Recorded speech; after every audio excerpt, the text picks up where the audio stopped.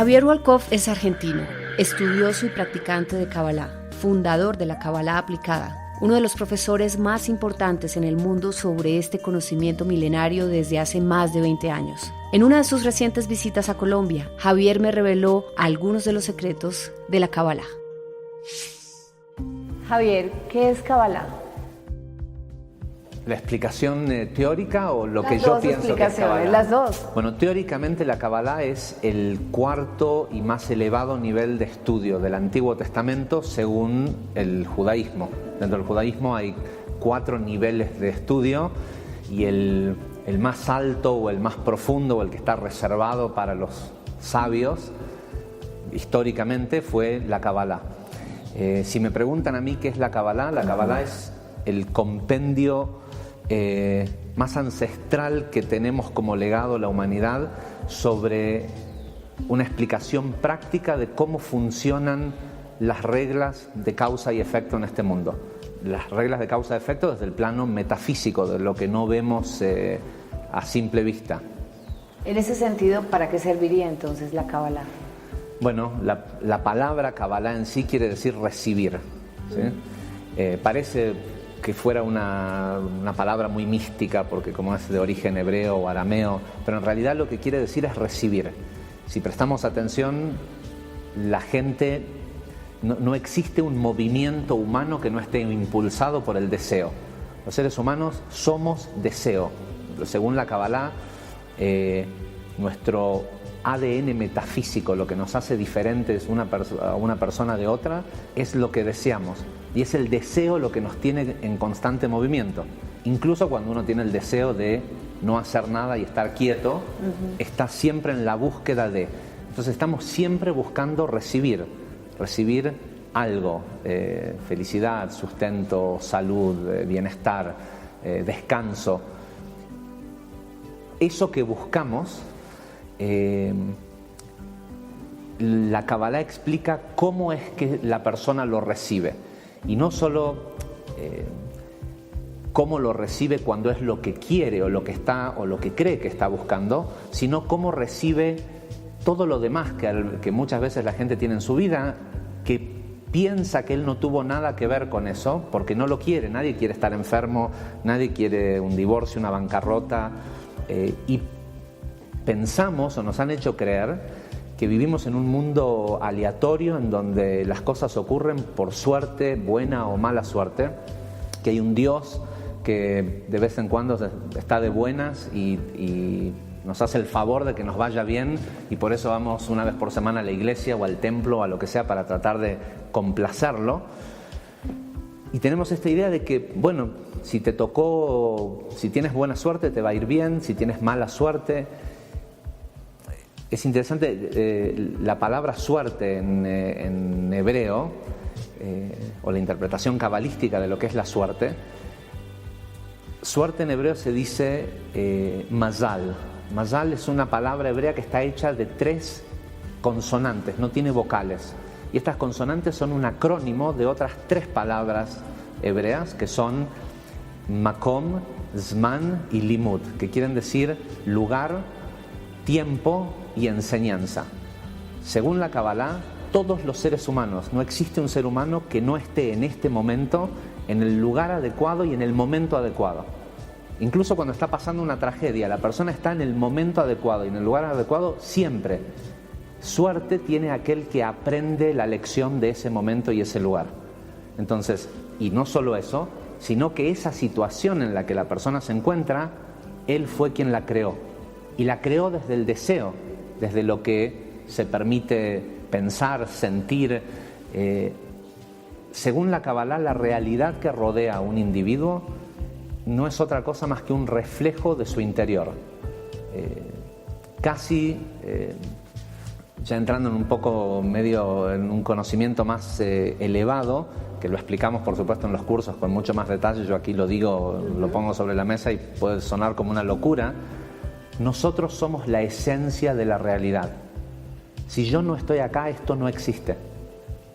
Y el mundo es la combinación de todas nuestras proyecciones, de nuestras realidades. Entonces tenemos una realidad personal, una familiar, una de nuestro entorno más cercano, del trabajo, de nuestro país. El mundo es y existe según lo que yo proyecto.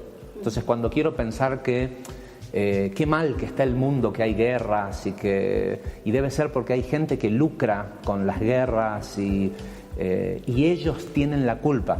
Yo no tengo nada que ver. Yo tengo la culpa de que haya una guerra en Siria, en no sé, la FARC. Yo tengo la culpa. Si existe en el mundo y yo sé de eso y llega a mi conocimiento, es porque al menos tengo responsabilidad. Y si tengo responsabilidad, tengo capacidad de cambiarlo. ¿Sí? Bien, se trata de recibir y saber recibir. ¿Y dónde queda el dar? Bueno, el dar es lo que crea finalmente un recipiente puro para recibir. La pregunta no es cuando una persona empieza a crecer espiritualmente y empieza a saber que él puede no solo controlar su medio, sino cambiarlo. Javier, pero ¿cómo puedes explicar que alguien desee una enfermedad, por ejemplo, o algo indeseable? Indeseable, ¿no? Bueno, no es un deseo consciente, ¿sí? Primordialmente como funciona es por afinidad de forma. En aquello en lo que concentro mi emoción y mi pensamiento, eso es lo que atraigo. Cuando la persona le tiene miedo a la pobreza, por el simple hecho de estar pensando en pobreza y sentir esa sensación de el miedo a la pobreza, ponerle emoción, darle... En Kabbalah lo que decimos es lo siguiente: todo lo que existe físicamente en este mundo, esta mesa, este sillón, nosotros, la realidad social, lo que sea que existe, es producto de un proceso de precipitación de una idea a la materia. ¿Sí? La persona tiene primero, esto una vez fue un árbol, y si no hubiera intervenido un ser humano, esto seguiría siendo un árbol. Pero alguien tuvo la idea de construir una mesa. Ahora, a mí en lo personal me parece una mesa bonita, pero hay gente que hace una mesa que es horrible, que nadie se la compra. ¿Sí? Alguien puede decir, yo quiero hacer mesas.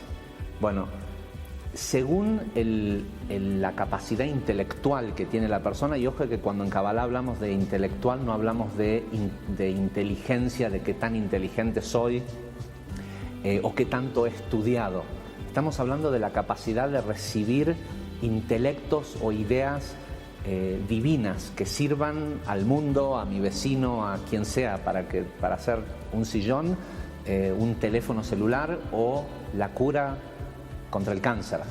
Lo que sea que se termina manifestando en este mundo, primero alguien tuvo una idea, luego tuvo una emoción producto de esa idea y finalmente la emoción, la palabra emoción literalmente quiere decir energía en movimiento. Una vez que uno tiene una emoción, es la energía que a mí me pone en movimiento. Entonces mi energía en movimiento llevó a fabricar este sillón.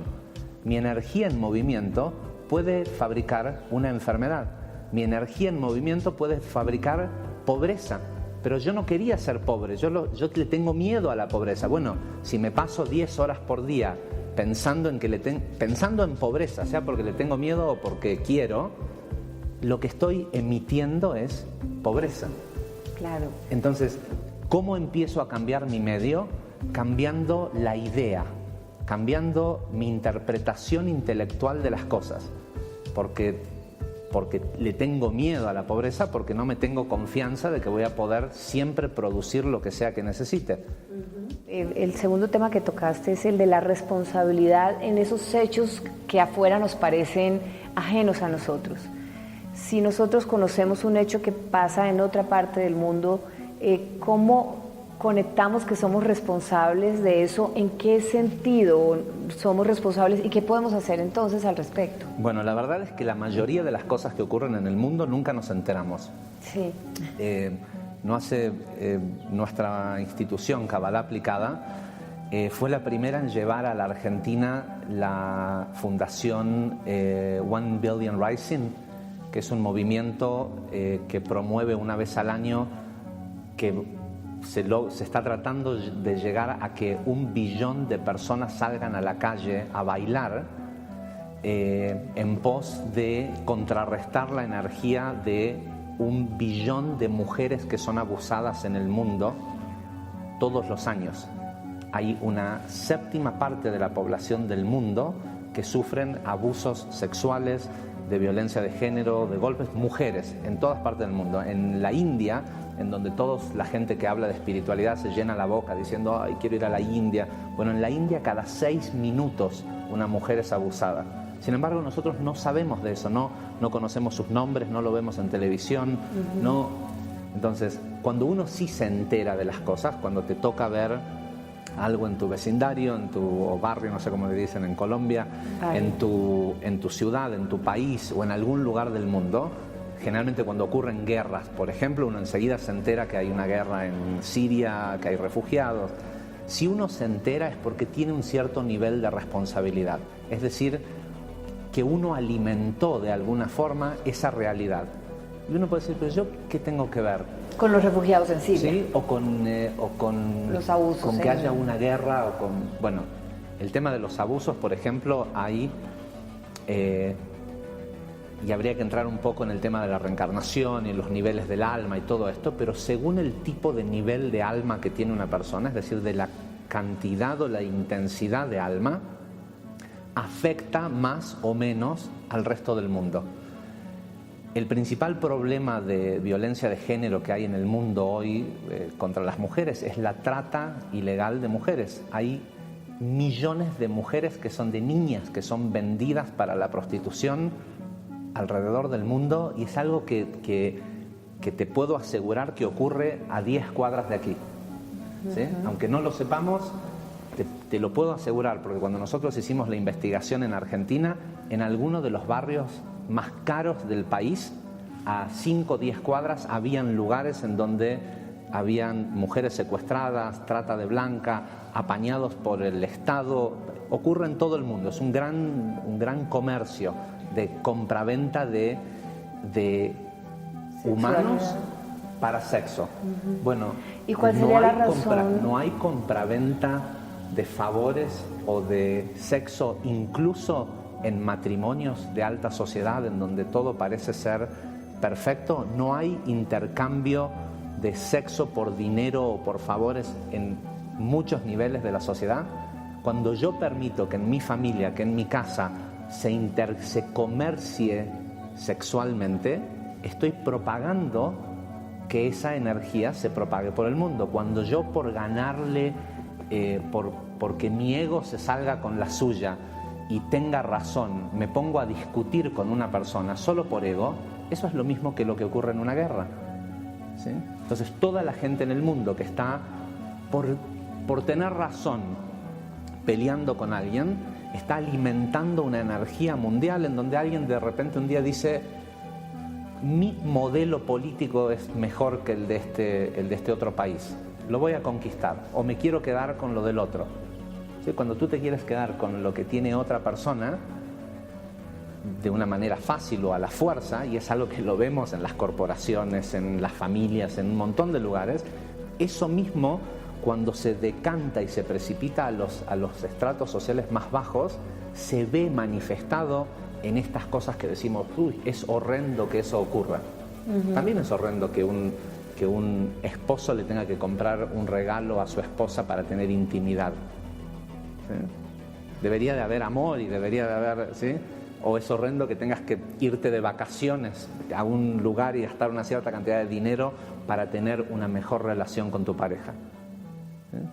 Ahí empieza un poco como este intercambio y comercio que se propaga de otra forma. Sí, sí. Y generalmente la gente que está incluso socialmente más arriba tampoco es algo casual, es porque tienen, por la razón que sea, no lo vamos a explicar ahora, pero en las clases de reencarnación lo explicamos, es gente que nace con un tamaño de alma o de vasija o de recipiente que hace que tengan más.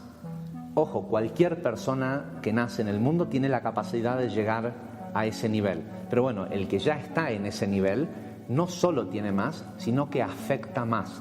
Lo que él hace afecta mucho más al mundo que la persona que tiene de una clase social muy baja, no tiene para comer, toma un arma y sale a robar. El daño que él puede hacer es el alcance de la trayectoria del proyectil. 50 metros, 100 metros, ¿sí?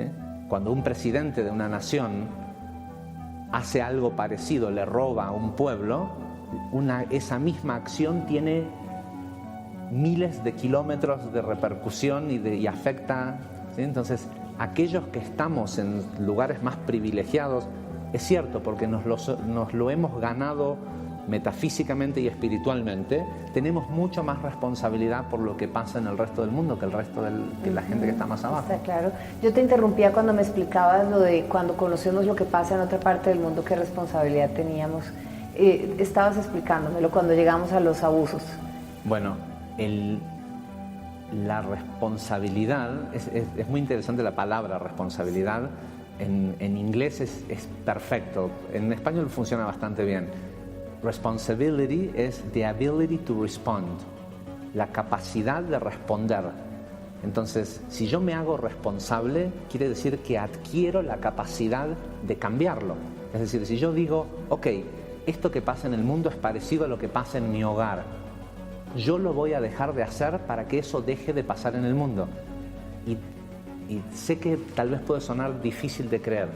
Es impresionante el poder que tiene cuando uno focaliza y direcciona su hacer en pos de no solo mejorar, de todas formas tu relación en tu familia también va a mejorar, o a lo mejor la forma en cómo debería de mejorar es en que ya no estés más con esa persona, si es que la única, el único solución, medio de trato es el comercio. ¿Sí? Somos mucho más poderosos de lo que nos hicieron creer que somos. Llama mucho la atención que si lo que nos estás diciendo es que somos absolutamente responsables del mundo que está afuera y el que está próximo a nosotros, nunca se nos haya dicho o todavía no lo sepamos todos o no seamos tan conscientes. ¿Por qué, Javier? ¿Por qué? Porque hay un diseño en el mundo en el que nos tocó nacer que por suerte está cambiando, ¿sí? La forma de ver ese cambio es tratar de agarrar un adolescente de 13, 14 años y llevarlo a una sinagoga, a una iglesia, a algún templo y decirle, mira, ¿tú crees en lo que dicen aquí? Y dejarlo que honestamente el adolescente se exprese. Tenemos la suerte de que finalmente llegamos a un punto de la evolución en donde los jóvenes de hoy no compran más la mentira de las religiones. No hay otra cosa que le haya hecho tanto daño a la humanidad como las religiones. Y no estoy hablando de la espiritualidad. La diferencia entre una y otra es simple. ¿Cuál? Religión es coerción.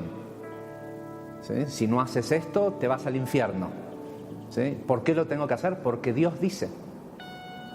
Y nos vendieron esta idea de este Dios al que hay que ir al menos una vez por semana a pedirle. ¿A alguien le funciona pedirle a Dios? Si funcionara pedirle a Dios, la gente no iría a trabajar, iría todos los días a la iglesia a pedirle a Dios, ¿o no? Sí. Pero no funciona, porque así no es como, porque nos hicieron creer, nos vendieron un sistema que básicamente fue hecho para la revolución industrial. Tenemos un sistema educativo que fue hecho sacando las nuevas corrientes de educación emocional como las escuelas Waldorf.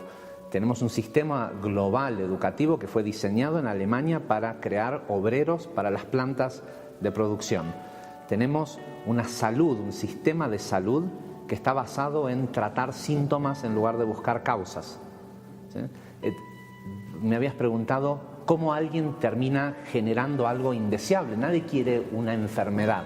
No, nadie quiere una enfermedad, pero no hay una enfermedad que su causa no sea un conflicto emocional. Una persona no puede enfermarse, nadie muere de enfermedades. La gente muere de la fatiga del conflicto emocional que genera la enfermedad, y la enfermedad está ahí para enseñarte qué es lo que tienes que cambiar. La enfermedad es la inteligencia y la sabiduría, el paquete de aprendizaje que viene con una enfermedad. ¿Qué pasa? La mayoría de la gente que muere de una enfermedad no muere por la enfermedad, muere por el diagnóstico médico. Sé que los médicos me odian cuando digo esto, pero los cabalistas lo vienen diciendo hace 4.000 años. ¿Es como si le dieran una sentencia? O sea, tienes De esto. entrada, sí, tienes tal. Yo le digo a mis alumnos, damos un curso que está en la plataforma, que es Kabbalah y Salud. Necesitas ir al médico para que te diga el diagnóstico, porque no tenemos, lamentablemente, suficientes personas que conozcan del cuerpo humano fuera de la medicina. Entonces, uno necesita que te digan el diagnóstico, que te digan qué enfermedad, en dónde está localizada, no en un órgano, sino en qué lugar del órgano, poder saber cómo se manifestó. En esa manifestación de la enfermedad está toda la información de cuál fue el conflicto que ocurrió en tu vida, que no pudiste superar y lo sintomatizaste, que terminó enfermándote.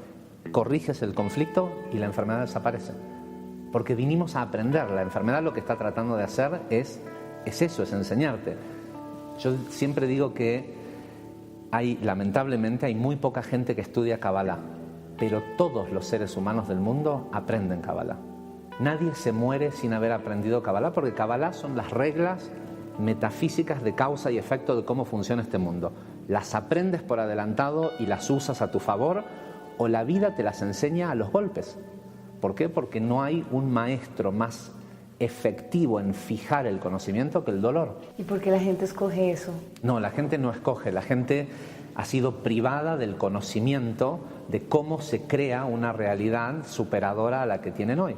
A la gente le han dicho que la forma de mejorar sus vidas es trabajar duro y esforzarse. Eso es lo que le dijeron para que cuando vayan a la fábrica trabajen duro y se esfuercen. La gente que más se esfuerza en el mundo es la que menos tiene. El 98% de la gente del mundo es pobre, 98%. Solo el 2% de la población del mundo gana más de $1.500 al mes.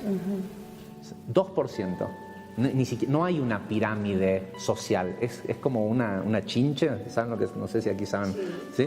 Es una platea muy delgada con el 2% de la población y el resto es pobre.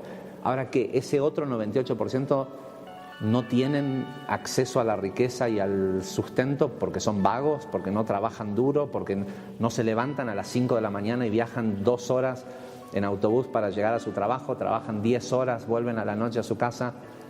Es mentira que el que más se esfuerza le va mejor. Pero es una mentira que fue muy favorable para un pequeño grupo de gente que sacó provecho de eso. Para tener una vida mejor, lo que uno tiene que aprender es a crear esa vida. ¿Cómo? Tomas el curso Los secretos místicos del éxito. Ajá. El cómo es simple. Comienza con la coherencia entre el pensamiento, la emoción y la acción. Si no lo sientes, no lo hagas. ¿Sí? Si lo sientes, hazlo, no lo reprimas. Porque si lo reprimes, el cuerpo lo termina demostrando en enfermedad. Las enfermedades son en sí emociones reprimidas. Es esa energía que en lugar de ponerse en movimiento, la gente por dogmas sociales, por ego, para que no piensen mal de mí, en lugar de gritar, no grita, se lo queda. ¿Por qué? Porque si grito, mi jefe me despide. Y a lo mejor que te puede pasar es que te despidan. Ahora, si yo sé que esto que estoy haciendo, pues la reacción que me genera mi jefe, me termina siendo algo que a mí me termina siendo mal porque ya me despidieron de 20 trabajos, a lo mejor lo que tengo que cambiar es la percepción de cómo interpreto la relación con mi jefe. Entonces, Kabbalah es primordialmente, el saber el conocimiento de la Kabbalah, nos ayuda a aprender a pensar, a que quien piense sea realmente nuestro cerebro y no el miedo. La mayoría de la gente cree que piensa. La primera inteligencia artificial no fue lo que vemos en la computación y todo esto. La primera inteligencia artificial es el conocimiento, el cómo la persona reconoce una situación. Y la reconoce no según una sabiduría divina, la reconoce según lo que le enseñaron. La mayoría de los problemas que que sufre la gente, lo sufre por culpa de su árbol genealógico. Según la Kabbalah no hay ni enfermedades hereditarias, no hay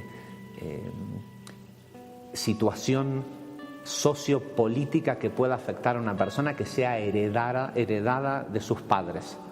¿Sí? No hay lo hereditario, lo que hay es transgeneracionalidad, es decir, pero todas las personas en la familia se enferman y se mueren de lo mismo. Claro, porque les enseñaron a pensar de una cierta forma que ante ciertos estímulos reaccionan emocionalmente de la misma forma que lo hacía su papá, su abuelo, y a lo mejor el bisabuelo tenía esa forma de pensar y era justificada porque era un refugiado de guerra. Nosotros tenemos este legado en Latinoamérica, que la mayoría de nosotros somos hijos o nietos de inmigrantes que fueron refugiados. ¿Sí? Por eso a veces me llama mucho la atención cuando no tenemos la predisposición de absorber de repente a inmigrantes refugiados de otros lugares, o a lo mejor subvencionar por un proceso de paz a un grupo de personas. ¿Por qué lo hacemos? Es por egoísmo.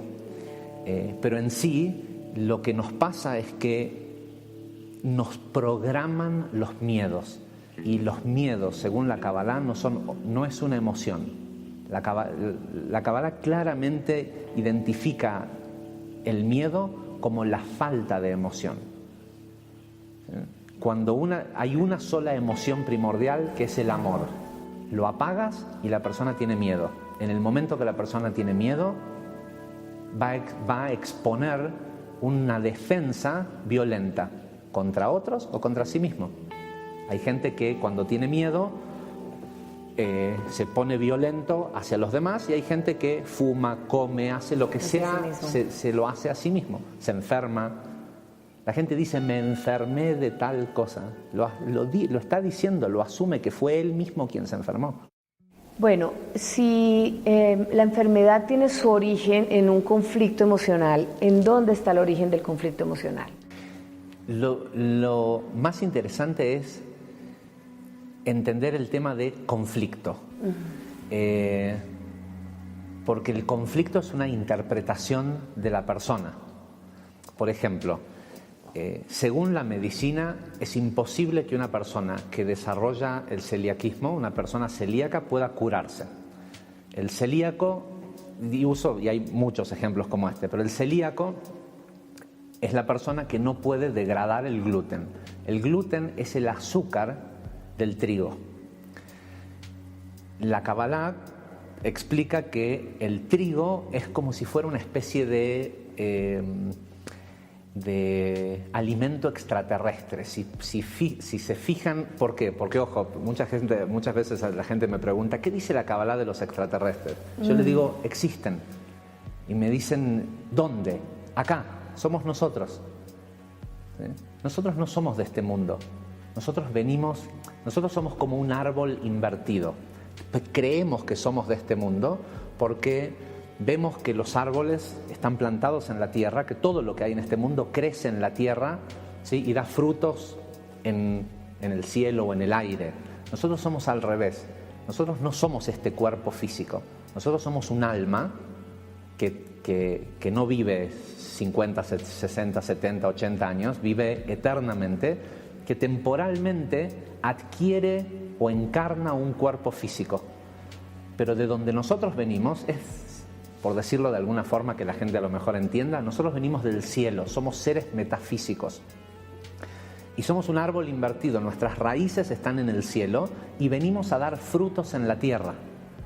¿Sí? Entonces, de este lugar que la gente llama Dios, que en Kabbalah conocemos como Olam Atzilut, el mundo de emanación, que también está relacionado con la idea de Dios Padre. ¿Sí? Hay en todas las religiones, no solo las actuales, sino las civilizaciones antiguas, todas han tenido un patriarca que tiene 12 hijos o 12 apóstoles, ¿sí? Porque hay un sol que es el patriarca, y hay 12 signos del zodíaco. Todas las religiones, todos estos dogmas, lo que han venido a hacer es a reflejar una realidad estelar, por decirlo de alguna forma. ¿Sí? La energía que influencia este mundo, que hace 2000, 4000 años atrás era muy difícil de explicarle a la gente que habían signos zodiacales, que éramos influenciados por los astros que ni siquiera los veíamos. Entonces se crearon estas pequeñas historias que son la religión, ¿sí? En todas las religiones hay un patriarca que tiene o 12 alumnos o 12 discípulos o 12 hijos. Entonces en la encarnación de un ser humano en la Tierra tiene que lidiar con una dualidad, que es la dualidad de lo masculino y lo femenino, que cabalísticamente lo masculino y lo femenino no es solo hombre y mujer, tiene que ver con lo masculino con la característica de proveer y lo femenino con la característica de recibir. Dar venimos a este mundo a corregir la relación entre el dar y el recibir. De hecho, muchos de nuestros cursos están basados en la rectificación de aprender a dar y aprender a recibir. Bien, en este concepto de lo masculino y lo femenino nos han dicho que hay como un Dios Padre y que hay una presencia divina, o en hebreo tenemos a Dios Padre y a la Shejinah, que es un aspecto femenino de Dios. Y es en realidad para denotar la dualidad entre lo masculino y lo femenino. Bueno, volviendo a la pregunta, el trigo está relacionado con la característica del padre. Entonces, cuando una persona es celíaca, es porque cree que su padre no lo quiere. Y a veces no es cierto. Tengo un caso en particular, una alumna que un día me cuenta que es celíaca, y le digo, ¿desde cuánto hace que sos celíaca? Me dice, toda la vida. Le digo, no es cierto, nadie es celíaco nadie nace celíaco. Me dice, no, bueno, hace muchos años. Le digo, bueno, ¿cuándo? Me dice, cuando tenía 18 años. Le digo, bien, ¿qué está pasando en tu vida cuando tenés 18 años? Me dice, lo que pasó, no, le digo, contámelo en tiempo presente, como si fuera que te está ocurriendo ahora. Me dice, no sé, no, nada en particular. Le digo, no, un conflicto con tu papá. Me dice, no, mi papá es el amor de mi vida, es la persona con la que mejor me llevo, nunca tuve ningún problema con él. Le digo, no. Pensá, ¿qué te ocurrió a los 18 años? Ay, me dice, se sorprendió y me dice, mi papá me había prometido que me iba a regalar un viaje a Estados Unidos si aprobaba el último año de la secundaria sin llevarme ninguna materia, si aprobaba todas las materias. Y para no perderme el viaje le mentí y no le dije que me había llevado 4 materias y pensé que no se iba a dar cuenta, y 2 días antes del viaje se enteró y me canceló el viaje. Le digo, ¿y qué sentías? Sentía que mi papá me odiaba. Le digo, ¿pero tu papá te odia? No, dice. Le digo, bueno, vas a ir y vas a hablar con él sobre esto, porque la percepción es el problema. Para ella eso que hizo el papá es un gran conflicto por la gran relación que tenía con su papá. Si ella no le hubiera importado que el papá la quiera o no la quiera, si hubiera tenido una mala relación con su papá, seguramente no se hubiera enfermado. Pero que su papá, que es el amor de su vida, le haga esto, a ella le generó que el pensamiento de no me quiere, y como el azúcar está relacionado con el amor y el trigo con el padre, generalmente cuando una persona es celíaca es porque tiene un conflicto en la relación amorosa con su padre. Ahora, la ciencia dice que es imposible que una persona se cure. Una vez que es celíaco, no es intolerante al gluten siempre. Bueno, esta chica, que es mormona, ahora todos los domingos hace la sacristía en la iglesia mormona, no se hace con una hostia o con una oblea, se hace con pan. Bueno, come pan y no le hacen mal. Bueno, es muy fácil cuando lo explicas así. con todo el ejemplo y en fin, pero yo puedo estar en este momento teniendo un conflicto emocional del que no me doy cuenta, que me está causando una enfermedad y no lo puedo relacionar. No, pero si tienes la enfermedad, hoy en día lo único que tienes que hacer es ir a buscar, hay diccionarios de enfermedades emocionales, hay una cantidad enorme de profesionales de la escuela de Hammer que explican cómo se identifica el conflicto. Es decir, solo tienen que buscar la información de dónde viene esa enfermedad conectada con una emoción. Sí. Pero el conflicto emocional, tal vez de la respuesta que fue tan larga, no, o para condensárselo a la gente, un conflicto emocional viene de... Primordialmente de la percepción que uno tiene de eso que le ocurre.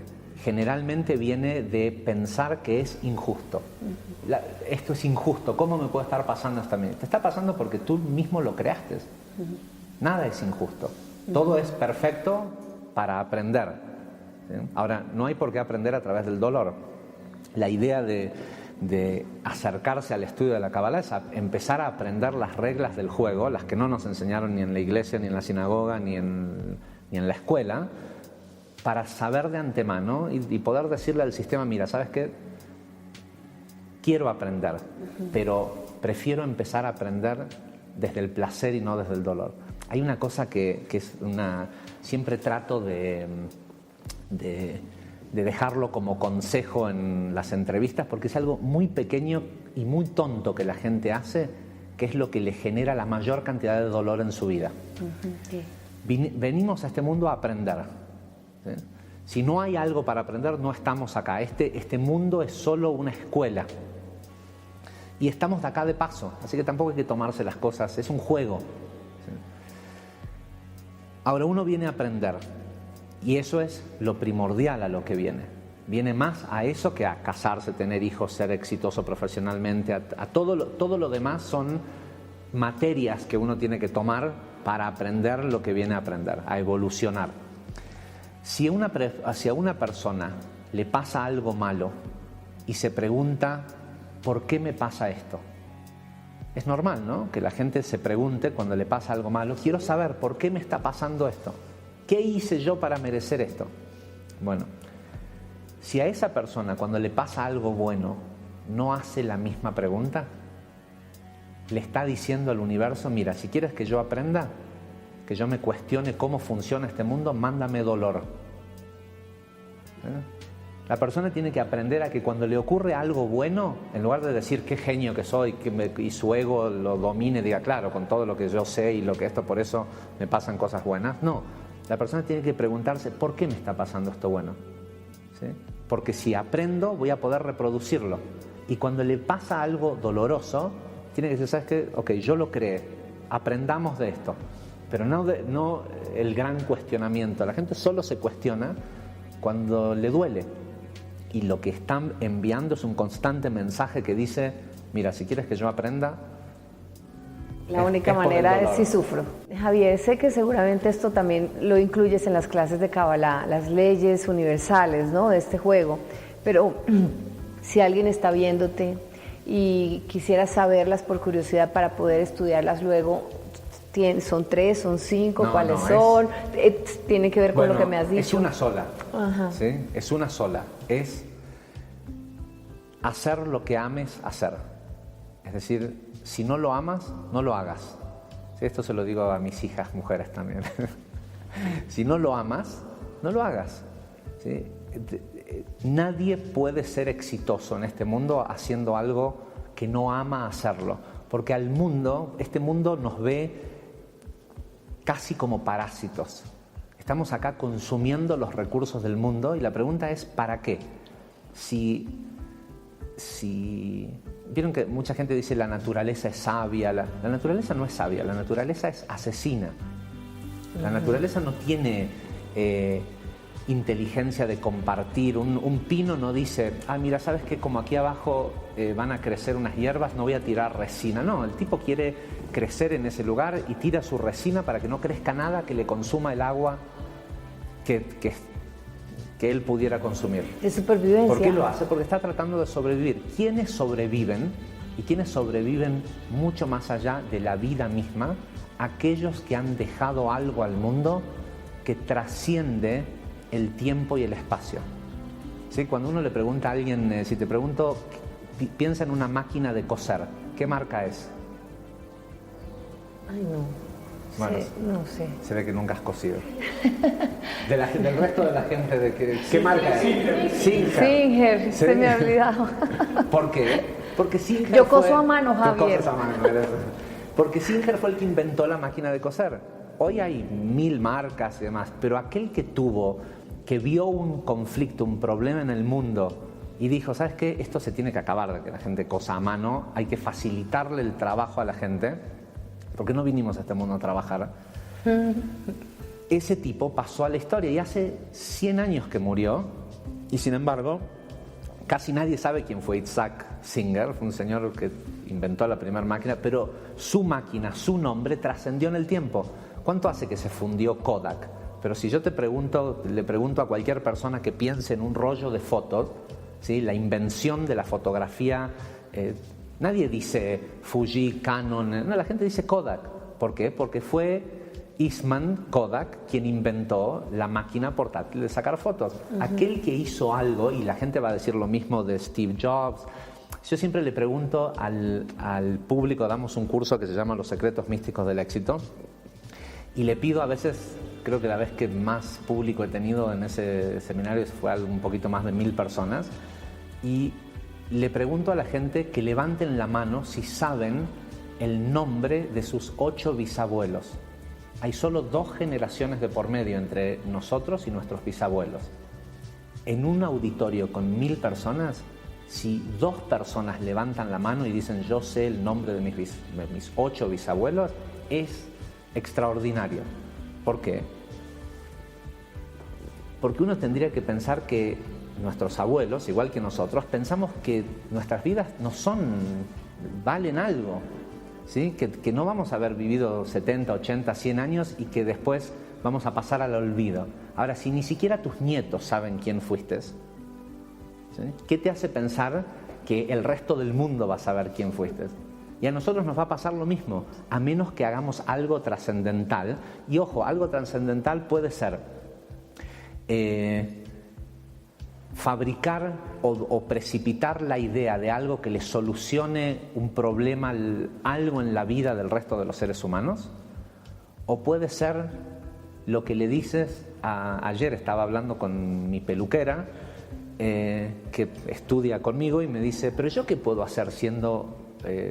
si yo lo que hago es cortar el pelo, ¿qué tengo que hacer? ¿El mejor corte de pelo del mundo? No, le digo, tú tienes la oportunidad de tener a una persona atada a tu silla durante 10 minutos o si quieres 1 hora, ¿sí? Lo puedes tener ahí el tiempo que sea y tienes conocimiento espiritual. El cambio que le ocurre a la vida de otra persona porque tú le aprovechaste tu quehacer diario para que la vida de otro mejore, eso es eterno, porque no es solo su vida, son sus nietos, sus bisnietos. ¿Sí? Todos podemos hacer desde lo que hacemos diariamente algo trascendental, algo que cambie el mundo, si dejamos de mirar solo nuestro ombligo y empezamos a ver que somos capaces de cambiar el mundo. Impactar la vida de las personas. De eso, mira, la base de la Kabbalah se trata de esto. Esto lo explicó un gran cabalista de principios del siglo pasado, que lo resume en esta frase. Dice, las personas nacen con deseo de recibir para sí mismo, y un ser evolucionado convierte el deseo de recibir en deseo de influenciar. No tiene que dejar de tener deseo. Al revés, cuando se da cuenta que él puede influenciar el mundo, tiene que querer aún mucho más. El que quiere poco es porque es egoísta. La persona altruista siempre quiere más, porque sabe que el querer no es para tener, es para poder. El que piensa de que venimos a este mundo a tener objetos, dinero, venimos a este mundo a ser poderosos. El problema es que cuando le dices a alguien qué es ser poderoso, tenemos una programación que nos dice ser poderoso es ser el presidente de un país, tener mucho dinero, ser el CEO de una gran empresa. ¿Cuánta gente dice, bueno, ser poderoso es poder entrar a un hospital y curar todos los enfermos? Poderoso no es poder en detrimento del otro, es poder. poder con lo que sea que la vida te pone enfrente. Es decir, puedo con una enfermedad, puedo con mi relación de pareja, y si se me ocurre cambiar la situación del hambre en el mundo, también puedo. El estudio de la Kabbalah te tiene que hacer más poderoso. De hecho, la Kabbalah tiene un gran problema en el mundo en el que vivimos hoy, que es que muy poco de Kabbalah suena como algo extraordinario y alucinante para el que no sabe nada. Entonces hay mucha gente que se autoproclaman maestros de Kabbalah. Y sí, cuando uno escucha las primeras cosas, me pasó a mí cuando recién empecé a estudiar Kabbalah hace 22 años atrás, cuando no sabes nada, todo parece extraordinario y alucinante. Entonces yo le digo a la gente que me pregunta, ¿cómo sé a dónde estudiar Kabbalah? Y lo digo, es muy simple. Cada cosa que aprendas de Kabbalah te tiene que hacer más poderoso. Si te hace supersticioso, no estás aprendiendo. Si te hace tener miedo, si necesitas de un amuleto, de un hilito rojo, de cosas externas para sentir que la Kabbalah te está ayudando, no te está ayudando. O no es que no te está ayudando, no estás estudiando Kabbalah. El propósito del estudio de la Kabbalah es despertar el poder interno del ser humano, que se manifiesta a través de un proceso de precipitación de alma. Cada vez nuestro alma no llega solo cuando nacemos. La reencarnación o la encarnación del alma en el cuerpo es algo que ocurre constantemente. Esta conversación que nosotros estamos teniendo está ampliando nuestro deseo de saber, está ampliando nuestra capacidad, y la razón por la cual dentro de 10 minutos vamos a tener una capacidad mayor por haber tenido esta conversación es porque, aunque no lo podamos ver, estamos recibiendo más de nuestro alma. Nuestro alma es mucho más grande de la que está en este momento encarnada en el cuerpo. Estamos encarnando constantemente. Constantemente. Cuando tomamos, cuando comemos. ¿Para qué comemos? ¿Sí? Para vivir. Es raro. Nosotros somos una máquina rara, el ser humano. Para vivir, primordialmente lo que necesitamos es dormir, ¿sí? Soñar. ¿Sí? Los seres humanos no se mueren por no comer, ¿sí? O por no tomar. Hay gente que puede ayunar 40 días seguidos. Una persona puede estar 5 o 6 días incluso abandonado en el medio de la nada, en los escombros de un terremoto o lo que sea, y lo encuentran 5 o 6 días más tarde sin haber comido y sin beber por 5 días, y sigue vivo. Ahora, si una persona está más de 3 días sin dormir, comienza a volverse loco y muere. Y si está más de 1 minuto sin respirar, muere.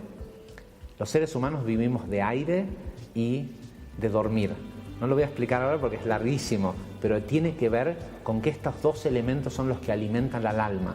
Lo otro es para que el cuerpo sirva como mediador en un proceso constante de tomar. Vieron que muchas veces has visto, la gente dice, somos lo que comemos. No, nosotros no somos lo que comemos. Lo que comemos se hace nosotros. Porque tú no comes un sándwich y te conviertes en un sándwich, pero te comes un sándwich y ese sándwich se convierte en ti. Entonces lo que hacemos al comer, al tomar, si lo hacemos consciente, es tomar la energía de esos reinos inferiores, del reino mineral, vegetal, animal, y transmigrarlo y hacerlo humano. Somos catalizadores del progreso constante, de la elevación espiritual, y todos nosotros alguna vez fuimos mineral, vegetal, animal. De hecho, la mayoría de la gente del mundo está todavía en el estado animal hasta que se despierta, ¿no?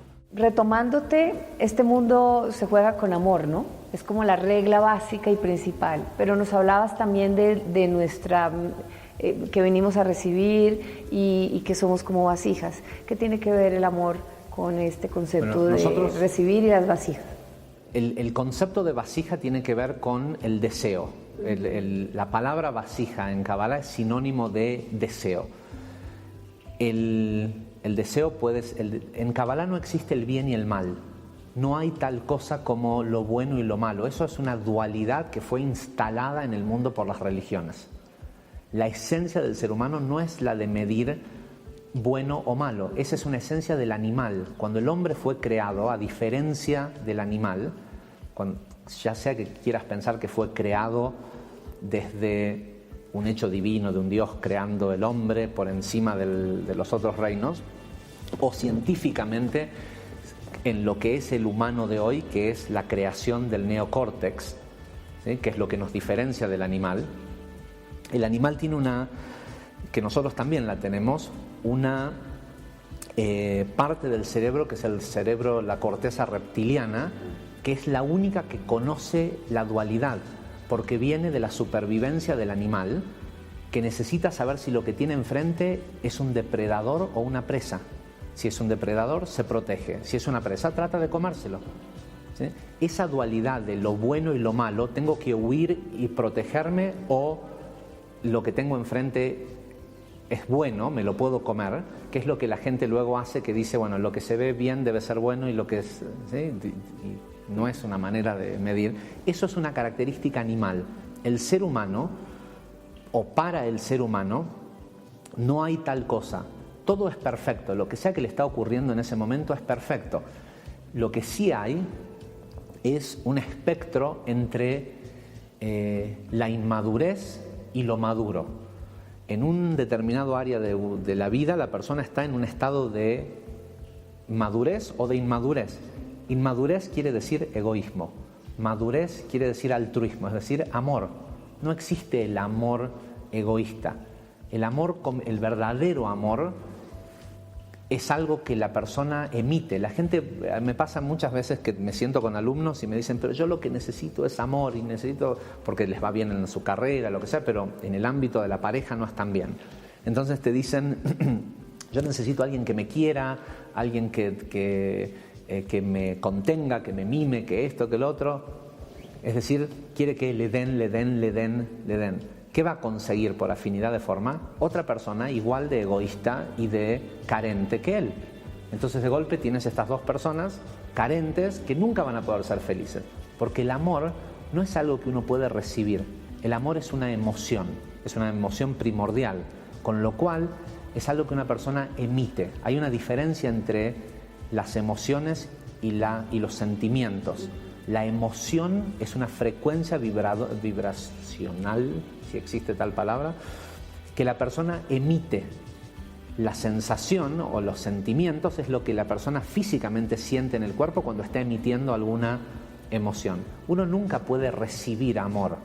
Uno puede dar amor, emitir amor, y por afinidad de forma encontrar a otras personas amorosas que se acerquen a tu vida y vivir en un ambiente y en un medio amoroso. Pero el amor se trata de dar, no de recibir. Entonces, venimos a madurar, a dejar de ser niños y convertirnos en hombres y mujeres amorosas. El amor es el fin, ¿sí? No así la espiritualidad. La espiritualidad es una vasija para recibir iluminación, y cuanto más iluminada está la persona, más se da cuenta que lo que sea que no es amor y que no construye, no vale la pena. En el otro lado del espectro está el ego. Ahora que hablabas de espiritualidad, y para cerrar, y teniendo en cuenta que es totalmente distinta a las religiones, algo que tú dices y llama mucho la atención, y seguramente a mucha gente le parecerá un poco agresivo, es que las religiones tienden a acabarse. ¿Cuál es la razón por la que dices esto? Porque finalmente estamos evolucionando. Stephen Hawking dijo los otros días, para el 8 de diciembre, en México es el 5 de diciembre, para el Día de la Virgen. Dijo, México nunca va a salir de la pobreza y del sufrimiento que tiene mientras sigan pensando, mientras sigan creyendo en la Virgen. El gran problema con las religiones es que nos llevaron de la esencia de lo divino, que es el conocer a Dios, a creer en Dios, ¿sí? Y creer en un Dios que ellos se lo inventaron, ¿eh? Y es un Dios que le conviene mucho a un pequeño grupo de gente en esas estructuras de poder que están ahí muy arriba, mientras que el resto de la gente tiene que creer, ¿sí? Si me preguntas a mí, yo no creo en Dios. Y le deseo a toda la gente del mundo que nunca caiga en la desgracia de creer en Dios. A Dios hay que empezar hay que conocerlo. Ahora, ¿dónde está Dios? Dios está en el ser. Cuando Abraham dijo hay un solo Dios, no quiso decir de que no hay otros dioses y hay que ser monoteísta. En hebreo, la expresión de Abraham que dice Dios, que hay un solo Dios, así lo traducen bíblicamente a otros idiomas, en hebreo dice Hashem Echad, dice Dios es unidad, Dios es uno. ¿Qué quiere decir Dios es uno? Eso quiere decir que todo es Dios, pero que Dios es uno. Yo soy Dios. ¿Sí? Si yo no me conozco a mí mismo, no puedo conocer a Dios. Yo soy parte de los atributos de Dios. Esta mesa es Dios. ¿Sí? Sabemos que esta mesa es, hoy científicamente, 99,9% espacio vacío. Sin embargo, tiene esta apariencia, tiene solidez. ¿Por qué? Y la ciencia nos dice, bueno, es la energía del átomo. Eso es Dios. Es la energía que está en todo. Pregúntale a un físico o a un ingeniero cuando hace un cálculo y tiene que agregar el elemento energía, la letra E de energía. ¿Qué valor se le da? 1. En la ciencia, la energía es única y esa unidad o ese uno es la vida misma. Hay un ser superior y omnipotente del que es cierto que existe, pero del cual nosotros somos parte. Y es nuestro deber en la tierra evolucionarlo y sacarlo. Nosotros somos co-creadores de este mundo. Dios no creó este mundo con estos edificios. Fuimos nosotros los que lo hicimos. ¿Cuándo fue la última vez que Dios creó un hombre? Los últimos 7.500 millones de hombres que hay en el mundo los hemos creado y educado nosotros. Entonces, ¿qué nos quejamos de cómo está el mundo si fuimos nosotros los que lo hicimos? Ahora, está en nosotros dejar de creer que alguien lo va a hacer y de pedirle a alguien que lo haga y darnos cuenta que somos nosotros quienes tenemos que hacerlo.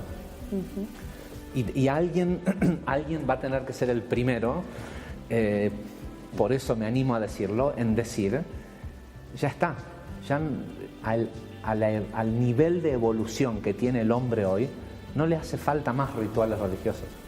Le hace falta sentirse responsable por el otro y usar en la capacidad que sea, que tiene su capacidad para crear el mundo que queremos.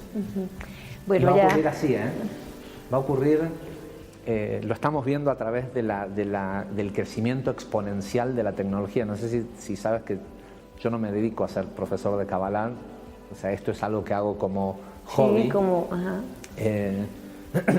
compartir. Sí, en realidad lo que hago de mi vida o de lo que me gano la vida es, tengo una empresa de tecnología. Es a través de la tecnología que finalmente vamos a llegar a un mundo en donde los seres humanos valgan no por lo que pueden hacer por una corporación, sino por lo que pueden hacer por su vecino. Porque la verdad es que en los próximos 30 años la mayoría de la gente del mundo se va a quedar sin trabajo. Pero eso va a ser algo grandioso. Sí, porque bueno, no va a hacer falta más que trabajemos. Cada vez que me das una respuesta, quiero hacerte otra que dura media hora más de respuesta. Pero si alguien quiere profundizar. Sobre tecnología, reencarnación, las almas gemelas, cómo funciona el mundo, las leyes del universo y todas las explicaciones a través de la Kabbalah, ¿cómo te busca? ¿Dónde te encuentra? ¿Qué tiene que hacer? Pueden hacer dos cosas. Una es buscar el grupo de estudio más cercano a su ciudad. Tenemos un grupo en Bogotá, hay en Barranquilla, sé que hay unos cuantos más. Si entran en internet y buscan Kabbalah aplicada Colombia, seguro lo van a encontrar. Pero primordialmente, sobre todo porque hay mucha gente que de repente en ciudades más grandes no tiene la capacidad del transporte o el tiempo, Kabbalah aplicada es la primera institución en la historia del mundo en haber puesto todo el conocimiento, todas las clases que hemos dado en los últimos 10 años en una plataforma abierta y gratuita en internet. Entras en www.e de electrónico, pero en realidad es de emoción, o de energía, guión medio, Kabbalah, que es K-A-B-A-L-A-H, e-medio, kabbalah.org.